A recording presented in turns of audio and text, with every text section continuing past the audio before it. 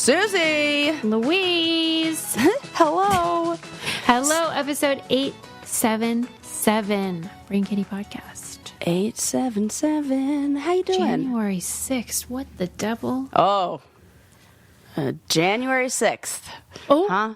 I didn't even think of that. Oh my gosh. Insurrection Day. That's right. Wow, what a weird world we live in. Sure is. You ain't kidding. Sure. And you know what reminded me of that? Luigi Mangione. I love that you love this story and that I love sending you all of the content for this. It is just hilarious to me. I'm obsessed with Luigi Mangione and every part of that story, and it's all hilarious except for the murder, of Except course. for the murder. Right. But every other part. Like if you had said to me, Suze, what would be the funniest name for the United CEO murderer to be? I would have been like, oh, Luigi Mangione. Right. It's so great, except for the death. Except for the death. I am really fascinated by all of the Gen Zers, the younger kids who are talking about how gun violence was so normalized for them that when you grow up with school, like active shooter drills, do not be surprised when this is the result and that people aren't upset by. They're desensitized. They're so desensitized. Mm-hmm. And it really gets you thinking, you know? Yeah. He is so fascinating, though, because he is outside of the realm of what you expect. Right. Like, whenever you heard that this happened, I don't know who you imagined did it, but I bet it wasn't a valedictorian who went to Penn. Yeah, these are the ones that feel similar to, like, Unabomber style. Yes, I've been thinking a lot about the Unabomber. I'm sure. I was just having a conversation with a friend the other day about this. Yeah, I mean, R.I.P. Unabomber. He and I were penitentiary pals for a while, and I just ordered his book that he published in 2020 because he told me I was going to be in the acknowledgments because, you know. Oh, and I was like, wait a God. minute, am I in the acknowledgments? I feel like I should know that. Yeah. So I ordered it, so we'll see. But like, not like we're BFFs or anything, but like, we had If I can't get you on a fucking Wikipedia page and you're getting acknowledgments in the Unabomber's freaking novel, like, right? His published. What am I supposed to do here? What more do you people want? Wikipedia? Yeah, I think it's sexist and it is realityist. I think so too, and I've been trying, Suze, Thanks, and it's Sarah.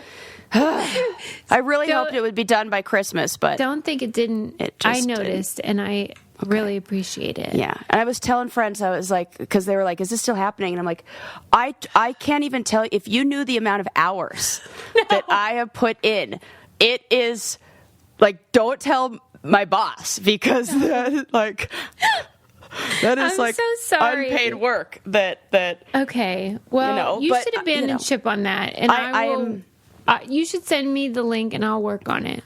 Because I know that it can be done with the articles that you have, and news entries that are about you. We need to do it together.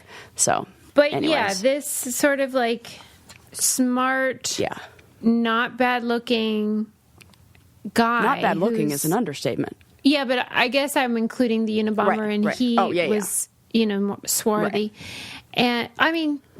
Luigi has the unibrow, but like the Unabomber,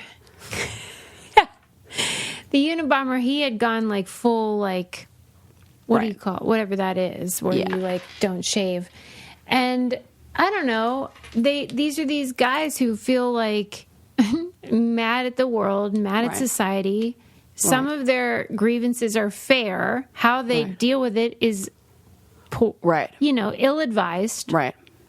Anyway, I just think that it's a fascinating moment in the world. It really is. And it really makes you think about things. And I think our healthcare system is absolutely broken. And that is for sure. That's why I worked so hard to get Lincoln dual citizenship in England. yeah. Because he and Adam are covered by the British healthcare system. I'm on my own over here. Yeah. So But- nothing happens to you. Knock on wood, as long as nothing happens to either of them, they don't have to use it. But if they need it, Wow. that is a blessing. That really is a blessing. When you're Amazing. self-employed, you know. I do know. I pay a lot on. for health insurance and all that. pay And a I am lot. hoping that they don't say, you got some serious pre-existing conditions, Yeah. And we all do. you know? Just living in this world. Right. Like, and that's the thing about the mental health thing where you go in and you like get diagnosed with like anxiety or whatever. And then they're like, oh, pre-existers. Right. Right. You know, it's all like, it's complicated and it doesn't need to be. Remember when I said my sister was talking about Luigi and her husband was like, what was his grievance anyway? And she was like, I think he had back pain. And it's like not what you expect to hear from someone that goes to that extreme Right. measure. But it reminded me of how you go, there's a reason they call it a pain in the neck. Yeah. Because like when you have like chronic pain, you do kind of lose your marbles. You do. You cannot. I always say, you know, some people know that acronym HALT, that hungry, angry, lonely, or tired, that we are not in our right mind. And I say you have to add a P in there. So it's PHALT, which is, it's not my fault. You know? You should put that in the suggestion box at the old acronym. Right. I think it's great. And nobody's thought of that. And then you throw the P in front and fault. And that is like, it's not my fault. That it's even better than HALT. Yeah, it is, Sarah. So this is like, you know, that woman who added grit to the personality, like different kinds of like, or like the person who added like freeze to the survival, whatever. I want to be the one who added pain to HALT. Sarah, okay, we'll put that on your Wikipedia page. Yeah. And we will also got to write an article on there that she is a lover and supporter of BetterHelp, and they are absolutely I am sponsor of the Brain Candy podcast. We love BetterHelp because we love therapy because we all need it. We need it so bad. And this is a great time of year to utilize a therapist to help you because, you know, we can be really like at the very beginning of the year, yes, I want to stick to all my goals. I want to achieve all this. And then we can struggle with how to do that if we haven't created those systems or routines for us before. So a therapist is so helpful because I say that a therapist is like a taxi cab driver where you get in the taxi cab or Uber driver, whatever, and you tell them where you want to go. And then they will direct you there. So you decide the end location and that therapist will help you get there and will navigate, and you don't even have to be familiar with the streets. So you just have to know where you want to go. So pick your goals and let a therapist at BetterHelp help you achieve those goals. Oh, that's very good advice. And we've had great experiences with their experts. They have people specializing in every area. So whatever you need, and you have affordable and convenient options for all of that. You can write your story with BetterHelp. Visit BetterHelp.com/BrainCandy today to get 10% off your first month. That's BetterHelp, HELP.com/BrainCandy. Give it a try, right? Like, yeah. If you're like, go for a month. Yeah, go for a month. You think? Yeah, what you got to give it a month. Do? So many people just like sign up for therapy and then go, okay, that counts. You have to go, just so you know. That's so funny to me. Yeah. Who would do that? Like a lot of, not to call you guys out, but a lot of male partners who are pushed into who like will just say, well, I called a therapist, or they say I went to therapy. I'm like, you didn't fucking go to therapy. Right. You made an appointment. Right. That's different. You didn't go to the dentist if you just made an appointment. Your teeth are not cleaner. Right? Yeah. You said it, Sarah. Speaking of which, I got to make an appointment. I got to go to the dentist. You do. I got to find a new one. Gosh darn it. I'm very passionate about therapy and oral hygiene. Yeah. I currently have a chip in my front tooth that has been there for a minute. And I'm like, when do I fix it? At what point? I hope that somebody listening is like, I don't have like a goal for this year. Here's your goal. Floss your teeth. Yes.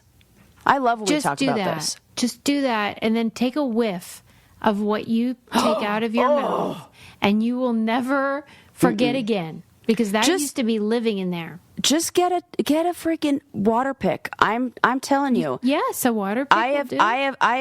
I heard my dentist talk about this since I was 15 and had braces, and they were like, water pick, water pick, and I'm like, I'm fine. Who needs that? It is a actual life changer. Yeah, do something. It is so good. You need to. It's Everybody important, does. especially if somebody takes fluoride out of our drinking water. Right. You're going to really want to step up the game. Step up the old oral hygiene game. For real. Yeah, that's for sure. And there's all this information about our mental and physical health and the connection between our oral health, like gum health. Yeah, the gut bacteria. Yeah. And that's why, like, people with heart conditions, when they go to the dentist, they have to take heart medication before they go, because you get all that plaque removed, and guess where it goes? Into your bloodstream, because you swallow it and stuff on accident. That's real. The plaque in your heart is the same as the plaque in your teeth. My brother Lucas is always big on, he's like, spit it out after you floss, or after you don't swallow anything, because all of that is going to go to your heart, and we got to keep that. People don't know. They don't know. We're doing the Lord's work here. Another thing they didn't know about that I just learned about.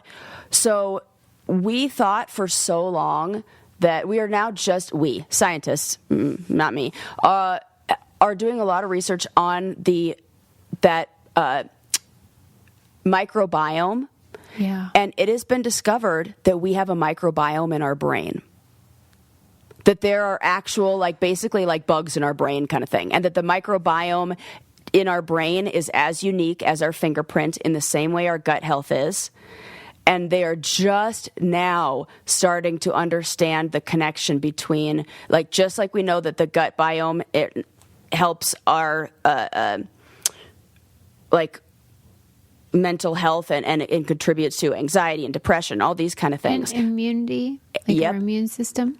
And they're thinking the brain biome is going to be even more powerful and impact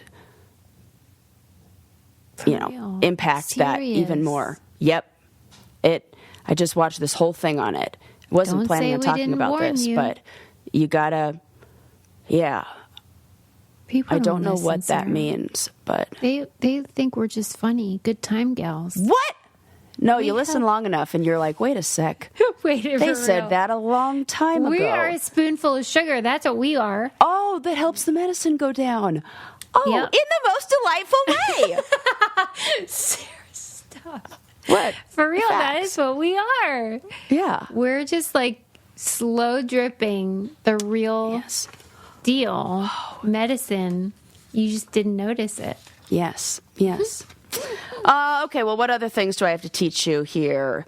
Did you see that? This I just have as a little note, but I want to talk about it. Did you see that Beyonce was named the greatest pop star of the 21st century? Yeah. I love that. Beyonce, then Michael Jackson was 20th. Yep. Beethoven? Yep. And Mozart was before that. Yeah. So that is wild to think. Do you Mozart, think it's Beethoven. Premature? I mean, we're only in 2024. I was thinking that. I was like, is it premature? But really, we're a quarter of the way through this century. Yeah, but what if we did that before? It would be fucking in the mood, fucking. Yeah, but it could always be updated. It could always, somebody can take her crown. Yeah, dethrone her. Dethrone her. But until somebody better comes along, I absolutely I don't think she's deserving. Oh. Do you want to debate it? Let's debate it. Okay. She's awesome, for sure. Yeah. Amazing entertainer, if that were the category. Musician, that bitch can't even play an instrument. Ooh. Neither could Michael, but he wrote and... I want to know how much that's... You know what? That is interesting. She's one of the biggest artists, but I am not aware of her I'm aware of her process to get to performance, like the entertainer side of it, especially after I saw the Homecoming documentary. But I don't really know about her musical, like, production, like that. How it the ain't song. Great. And I wonder. People will be like, "Yeah, huh? She has writing credits with whom? Right. All these actual people that write songs, and she just leverages and says, "I want a writing credit." And by the way, I don't think Michael Jackson should be the winner. If you're going to give it to somebody, I would say Prince, and I don't even like Prince. Because that guy could play like 20 instruments. Yes, I love Prince. Okay. I love Prince. I prefer Michael, but Prince is a better musician. And who's picking this? Speaking of Prince, you know Mr. Beast, of course you do. Mr. Beast did a show with a podcast, something with Theo Von. And Theo Von made a joke about, they were talking about something about a purple cow. Like, people will notice, like, how to get attention on a video. And Mr. Beast said, like, you need a purple cow like that, people will pay attention to. And Theo Von says something along the lines of, like, yeah, the kind of cow that Prince would want to drink a milkshake from, or something. And Mr. Beast did not know who Prince was. Had no awareness of Prince. And I was watching this art collector talk about this story, like tell this story. And this art collector said that made him really think about how we share art and how whether it's music or the paintings or media, whatever it is, that it is the responsibility of the generation before to share and educate the next generation on these musical greats. It doesn't make sense. How old is Mr. Beast? 32 or something? He didn't know who it was. But, like, he had MTV growing up, and you couldn't escape Prince coverage. How did you not know that? Is Mr. Beast really 32? Is he, 28? Something? Maybe. But even still, I mean, that's the equivalent of if I didn't know who, like, I don't know. 26. Okay, 26 years old. And when did Prince die? I think 2016. Okay, but we knew who the Beatles were. Right. But I knew who the Beatles were because of the education that I got from my parents and from, like, I didn't get it from them, believe me. I wasn't even allowed to listen to secular music, and I'm not an You're idiot. a great example. You're right, because you didn't get any of that, but you still know all that. You'd have to try to avoid Prince. Right. Yeah, that's fucking annoying that he didn't know who he was. And I wonder if it's even performative. Oh. That's really gross. And it almost feels rooted in racism, and I don't know why. But, like, why does that feel racist? And sexism, because, like, frankly, Prince was, androgynous. Yes. Interesting. Oh, yeah. I don't like it. I don't like it either. This wasn't on my list to talk about, but now I Who determined that designation of the best of the century? Billboard.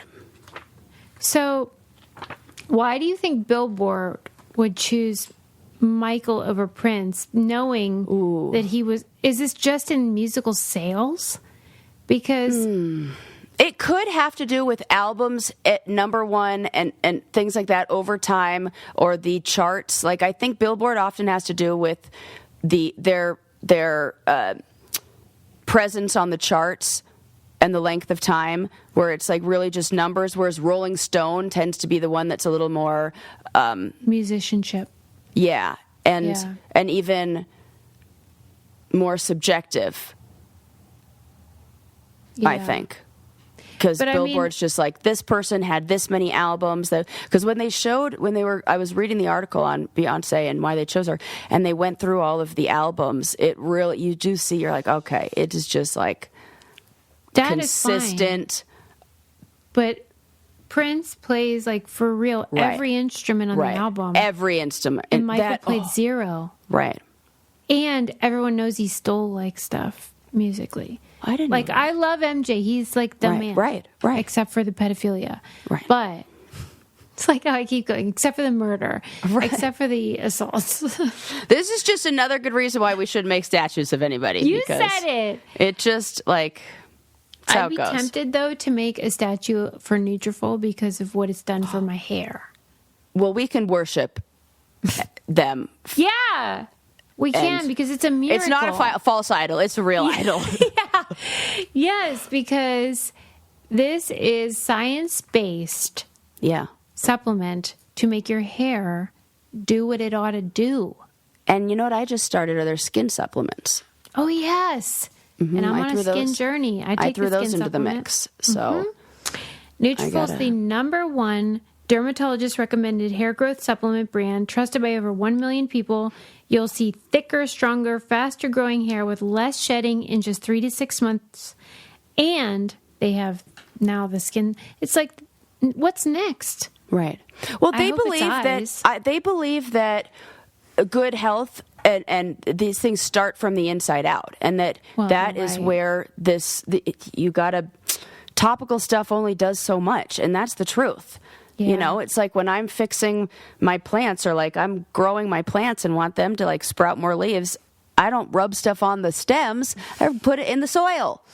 Yes, and you can start your hair growth journey with Nutrafol for a limited time. Nutrafol is offering our listeners $10 off your first month subscription and free shipping when you go to Nutrafol.com and enter the promo code BRAINCANDY. Find out why over 4,500 healthcare professionals and stylists recommend Nutrafol for healthier hair. Nutrafol.com, spelled Nutrafol.com, promo code BRAINCANDY. That's Nutrafol.com, promo code BRAINCANDY.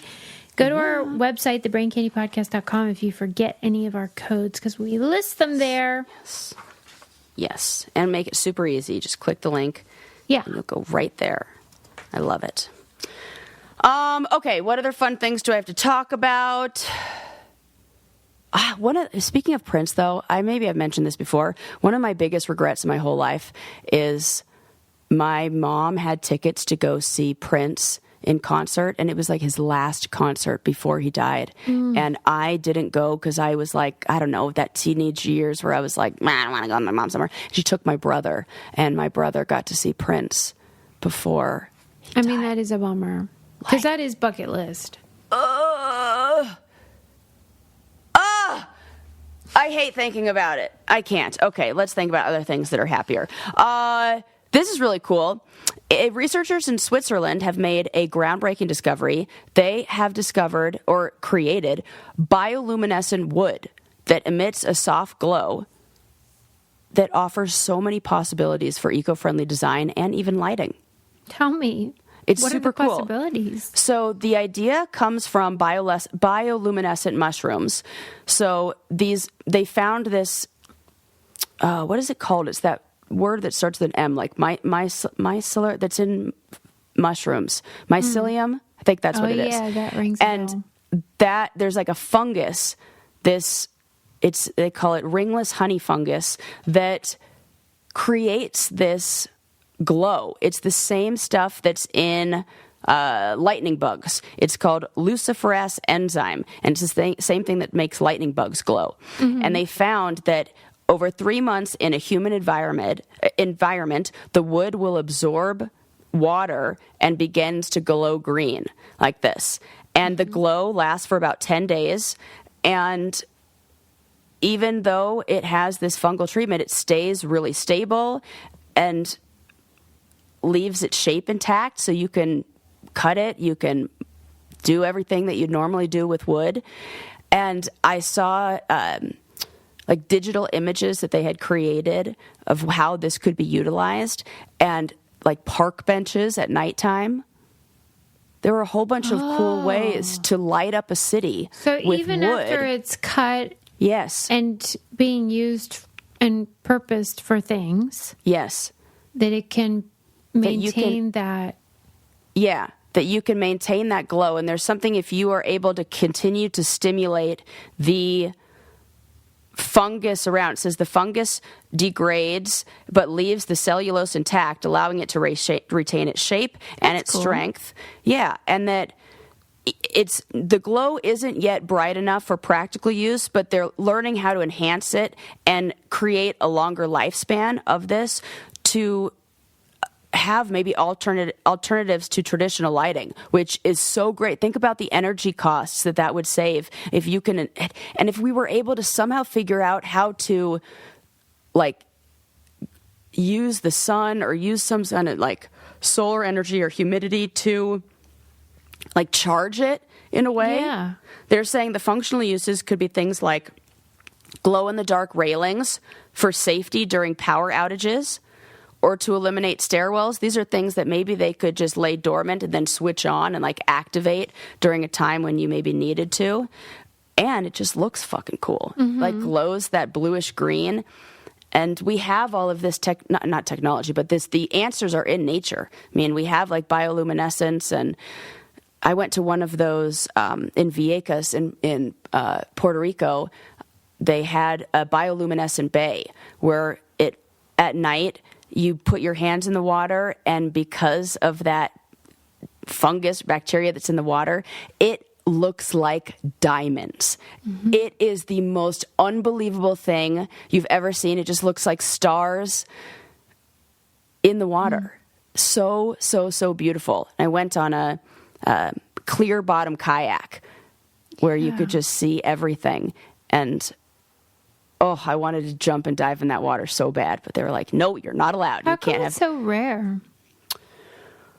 I think that the conditions that are needed for this to happen are pretty unique, and it's a certain kind of bacteria. And I believe that it's not a very healthy bacteria for the area.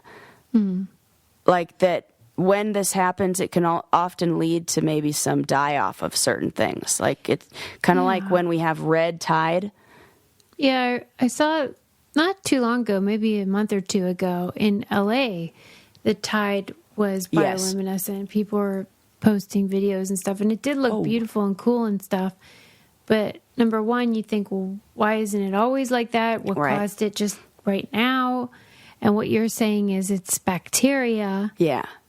So it just looks cool, but it's disgusting. Yeah, there's an imbalance in. So in all of the earth, or just where it's not supposed to be? That's a good question. Because aren't there areas where it's always like that? Yeah, that's like Vieques is like that. Bioluminescent bays are special coastal areas where the waters glow at night due to high concentrations of bioluminescent organisms, usually dinoflagellates. Yep. Basically, microscopic plankton. And when they are disturbed, the organisms emit light. And it says that the common culprit is a specific strain of bacteria that can cause this. So it occurs in sheltered waters, so bays that are typically surrounded by mangroves. And these mangrove trees trap organisms at high concentrations and high nutrient levels. So when the nutrient levels get really, really high, maybe I would imagine that in LA, if that was in LA, it means the water temperatures got higher than they should be. And tropical climates, it says warm waters and limited mixing with ocean currents create an ideal habitat. And some famous ones, Mosquito Bay, that's where I went, Vieques, Puerto Rico, known as the brightest luminescent bay in the world. There's Laguna Grande, also in Puerto Rico. There's a Luminous Lagoon in Jamaica. And there's Halong Bay in Vietnam. And that one glows due to plankton. And they said, yes, it can pose, it's generally not harmful, but it poses environmental risks, harmful algae blooms that produce toxins that are harmful to marine life. And they say also that artificial light pollution diminishes the intensity of the glow. So you can't see the glow as much. So there you go. Yeah. But it seems like people want to maintain, like, if it's not supposed to be there, like LA, problem. But these ones, like the bioluminescent bay, like they do a job to like, they're like, we're keeping this like part this. Of the and ecosystem. So you're not allowed to get in the water there. You're not allowed, if you do, you have to, you can't go in with any kind of sunscreens or you can't use any bug spray or anything like that around, because they're like keeping this how it is. And yeah. It's awesome. Wow, I love it. The wood. I really like I really would love to see a future where it blends science and nature and creativity and just opens up the world to sustainable design and things that incorporate more of the natural world in our... I don't feel like it's looking good, Sarah. Oh, Like with this freaking, like, even like the dumbass AI glasses and the everything AI, I'm just like, I think we're moving away from the old natural world. I know. I don't want to be. I was curious, and I asked ChatGPT how long it thinks I have left to ski in Colorado, and it said serious diminishing of snow levels in 30 years. Oh, yeah, I was like, oh, way sooner. 30 years is all we got? Like, How the fuck long do you think you're going to be skiing anyway? Good grief, lady. till I'm freaking 100. How old am I? 40, You ever 50, see 60, some 70, old gals Yes. on the slopes? Yes, I do. What do you And see? I see people of all ages doing it. And there's this one woman on Instagram who's like in her 70s or 80s, and she snowboards and like hits like features and cool stuff in the terrain park. I'm like, that is badass. Like, I am not slowing down or stopping anytime. And then the guy, there's what's his name?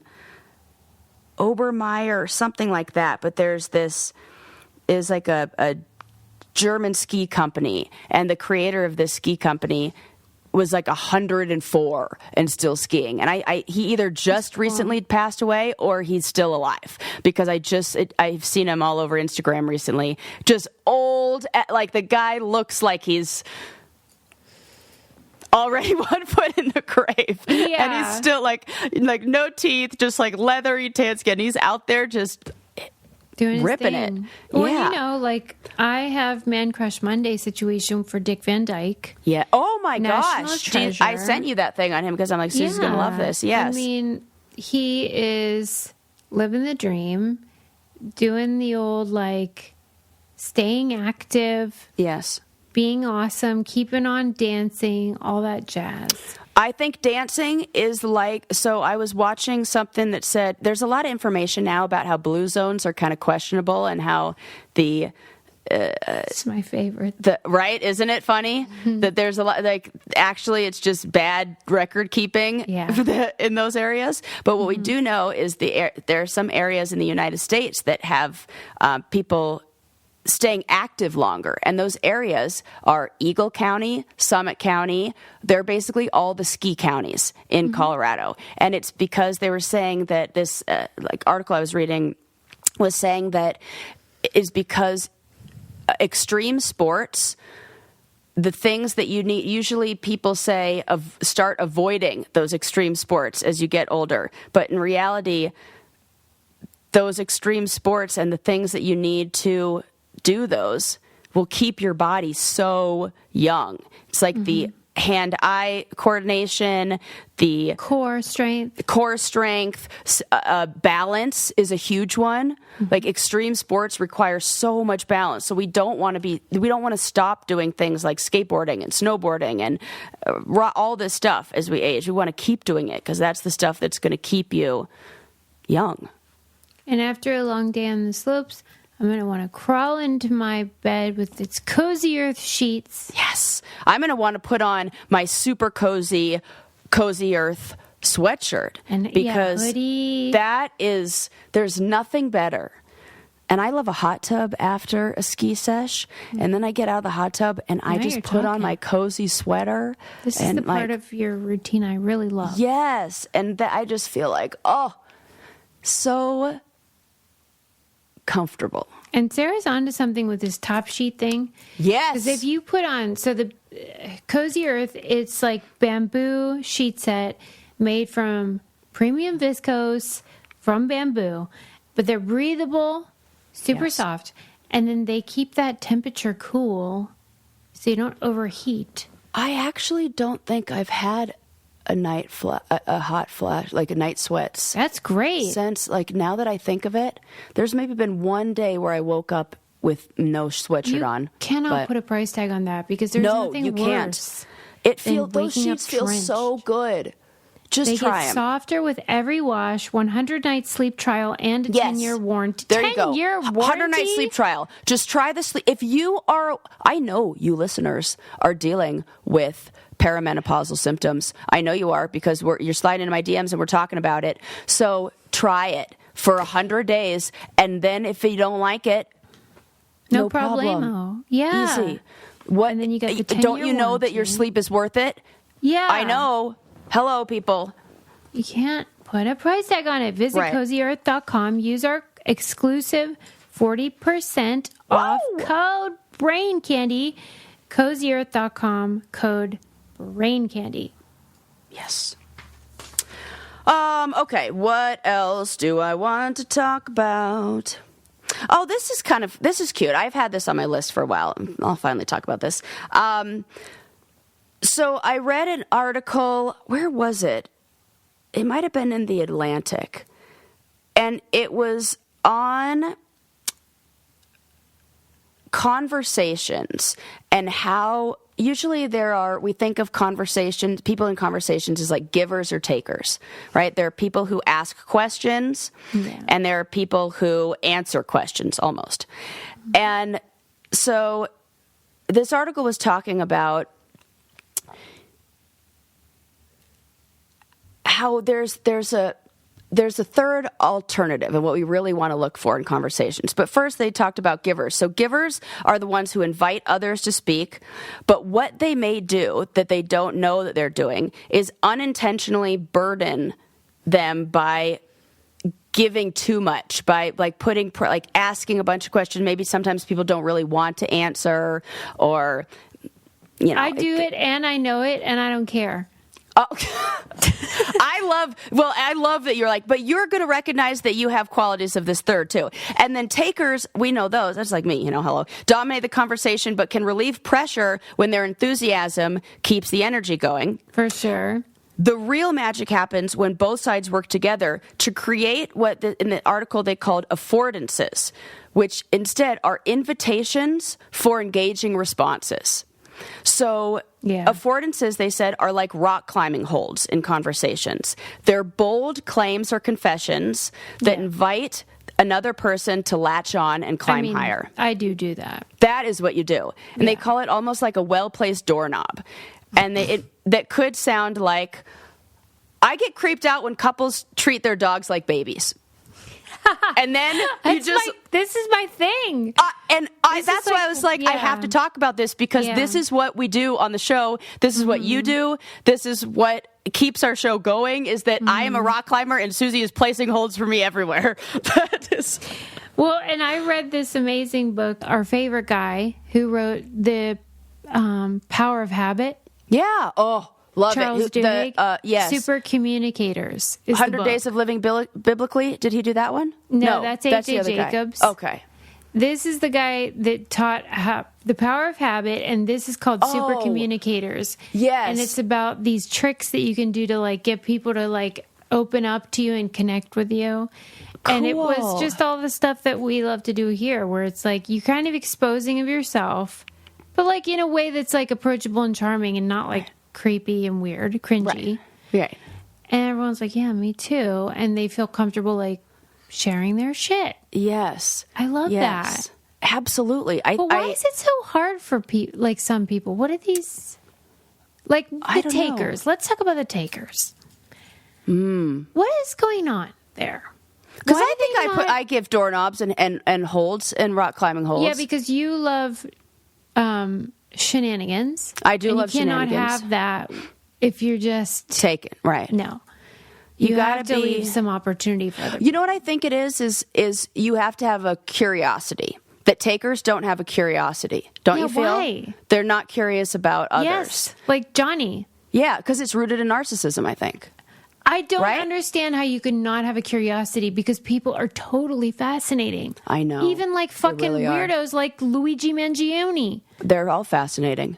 Well, that's why you do what you do. That's why I'm a therapist. That's why, And that's why I'm pretty good on first dates, too. Does what he does. Yeah, exactly. Takes money and goes on reality shows. Yes. And has no meaningful relationships. Right. Period Because T. you need to, yeah, I love period T. You need to have that to be you need to create affordances if you want to have interesting dynamic communications and relationships with people. Remember when he got that show on NBC hosting, like whatever. And when you're a host, you have to be providing affordances. That's the job. That is your job. Yeah. And they told him, you need to stop being interesting and start being interested. Wow. And where did you hear that? He said it. He was talking about it on his podcast. I saw a clip, and I was like, and then what? And then what? And then he got canceled. So I think that he didn't have that ability to. But that's a good pivot. Lesson for all of us. You can be interesting. We all are, but you also have to be interested. I am constantly interested. Yeah. And curious. People are bonky. Yeah. And so I think that's it. So, just listen to others' cues. Avoid turning generosity into social entrapment, like bombarding someone with questions or demanding that they entertain you. No, you're fine. I can get out of control. But I it's like just it. True, Sarah. Yeah, because. But you know what I've realized, and I've thought about this, that I don't have to answer every question that's asked to me. Yeah. That is like fucking news to me.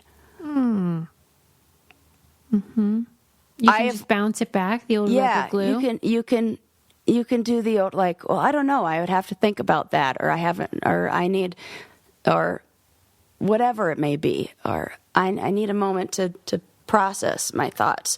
Usually the people that won't quit asking questions like me will back off if you just go, good question. We're like, yeah, it was. If you just flatter us for 2 seconds, we're like, yeah, thanks. On my other podcast, I asked a woman who'd been on Oprah and all this stuff, this question that I thought was very basic. And she was like, oh my God, nobody's asked me that before. And you would have thought, great? I was like, nobody ever? I mean, I'm basically the best interviewer that there's ever was. You guys, check out that last episif it was really good. For real. If somebody doesn't say that to me in an interview, I'm like, well, that was a failure. Yeah, I was like, that's a new feeling. That is and I was like, chill, Sarah, fucking be cool. Do you remember the question? Yeah, I asked her, she's a dating expert, and I said, do you feel there's this belief that things are more complicated or dating is more difficult now because of online dating and all that? Do you see that it is more difficult or more complicated, or has dating always been challenging? And we're just talking about it more. What was the answer? Do you remember? Or was she this said just like a showcase of the question? A little bit of that, but she said there have always been challenges. There are just new and different ones with online dating. I guess at the root of it, it's still the same fundamental problem. Yeah, and the same solution, which is focus more on yourself and on ways to know who you are rather than trying to find out or define yourself through the people that you meet or the people that you date or getting that validation through them. The more you can create a foundation, if you're building, she called herself a love architect. So if you're building, if you're like an architect for love in your life, then the foundation and the ground floor and the cement you got to pour first is your identity and who you are, and exploring the good and the bad and accepting and knowing those parts. And yeah, that's where to start. I think she's right in the sense that, of course, it's just different versions of the same problems. But right. From talking to people that are single, yeah, I hope I'm wrong, but it sure sounds like we are failing our boys. Oh, I would agree with that. And I would agree. As somebody who is probably doing that, I'm just like, I don't know how to fix this, but I think we're doing that. And and we've got some really hyper independent women, which maybe overcorrected a little bit. Yeah, it's almost like that. I kind of feel like that, and I don't know how this is going to turn out, but we've got a big impact. We've got maybe some beliefs of like upholding this patriarchal society, but then a society that actually doesn't really reflect that, when the people who are now becoming the breadwinners and the majority of college graduates and upper like higher education, enrollees or whatever, are females, are women. I mean, I'm sure I didn't actually get a lot of criticism after this, but I remember when I talked about watching the YouTube videos of the old interviews with Titanic survivors, these men, or like when you watch like war documentaries and what is required of the usually men who are fighting in wars and doing these like very difficult and courageous things. That's just not being asked of men now. It's almost like my favorite book, The Comfort Crisis, by Michael Easter, that it's been pretty good, especially in America, for men since basically Vietnam. Like, unless you enlisted. Right. You didn't have to. The struggles of men have not, but women's struggles have always been there and are still. Yeah, that's actually true. Yeah. That's interesting. So, like, the greatest generation. And we've kind of taken over some of the male struggles of being like the breadwinners or being the ones to. And not required them to more domestic stuff. At all. Okay. Problems. Yeah. I think what'll change it is I do see that fathers are spending 3 times more time with their kids, and that maybe that'll have some positive effect on being more accepting of not these like defined roles, like a dad works, mom stays home kind of thing. I think we need to get away from that. But we have this problem of like thinking that all leadership stuff is like toxic masculinity, where like they take on that sort of like assertive thing. And they're just listless. They have no sort of like thing guiding them. I don't know the solution. I just see all the problems. I think maybe the solution needs to be first more women in high, like we have, it's just a mismatch. We have. Oh my God. You know what I mean? Oh yeah. Like all men the robot men. Yeah. Men in these like leadership Bezos, positions. Yeah. Zuckerberg, women, Musk. Right. Who like have no empathy. Zero. And why are we letting people with no empathy make decisions for a bunch of people? Like, that just does not seem correct to me. Because it makes the most money. Right. That's why. I hate that. So, I think we need women. We got some problems systemically, Sarah. Oh, a little bit. It ain't great. No. It's not. So I would just... Sorry, ladies. You're going to have to do the 4B thing or whatever because things aren't looking great. Hey, That's why Sarah's over there becoming a lesbian. It's great over here. Come to the dark side. It's wonderful. It's like they are coming. It's great. Yes, they are. So to speak. Yes, they are. If I have anything to do with it. Hi-oh. Hey-oh. Yep, I said it. Woo! Is it hot in here? Oh my God, or is that a hot flash? Oh. Okay. What else do I have to talk about today? Got any like quick fun facts? You only have a few minutes. Sarah. Yeah, I do. Oh, okay. I'll share this one. This is interesting. There is a lawsuit. It was now upheld. The original lawsuit was in 2017, and then recently the court ruled again with their original decision. So in 2016, this man named Michael Berkheimer swallowed a bone fragment that was hidden in his boneless chicken wings that he got. And this is one of those things that's kind of like the McDonald's coffee woman sues, and everybody's is like, it? what? How?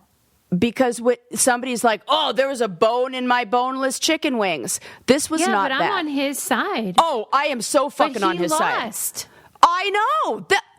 Yes, Susie, I know. But at least the coffee lady won. I know. But I'm saying, like, we look at it and it's like trivial at the top. You're like, oh, bones and boneless chicken wings. Like, yeah. Right. Like, okay. Who cares? But this guy, when he swallowed it, it was a 1 3/4 of an inch long piece. He almost died. He almost fucking died. It ended up, he tore his esophagus. He had life-threatening infections from it that lasted for a long time. He was hospitalized for a long time. He sued the restaurant and the suppliers for negligence, and he argued that boneless implies the absence of bones. Yeah, I am fucking on his side. It's not implicit, it's explicit. You are saying boneless. Yeah. In a 4-3 decision, the Ohio Supreme Court ruled that boneless wings refers to a cooking style, not a literal promise of no bones, and that customers with good should expect to anticipate and avoid the rare possibility of broad fragments. I'm sorry, I say fuck you, judges. Sarah's glitching. I did. Because what the fuck? Yeah, because I want to know who's on this judge-jury situation. Right. Colonel Sanders? Right. Big Bone? Bone? No, but for real, like, who... Big Bone. Who else, if you polled 100 people... Right. Maybe I know. one. So this has got to be a cooking style. This has got to be the big. I don't mean to say big chicken like that, but I really do think it's like Tyson chicken and all these guys who really do have money to throw at lobbyists and things like that. And I think that what would the cooking style even be? I don't know. That's why I'm making this chicken boneless style. People be like, you're confusing that with buffalo style. I know what you're trying to say, and that's buffalo. Right? Toss in some stuff like that's not boneless. Right. And they're barely even wings. I don't like it. I don't like it either. They even call them wings. It makes me mad. They're not. They're chicken nuggets, which also they're chicken nuggets. And then that you take that one step further, like boneless chicken wings, we're supposed to expect a wing in there, but chicken nugget, I'm not. Like what? Yeah. I don't understand. I don't understand either. Mm-hmm. They should call them buffalo style chicken nuggets. Yeah. In parentheses, may or may not have bones. You know?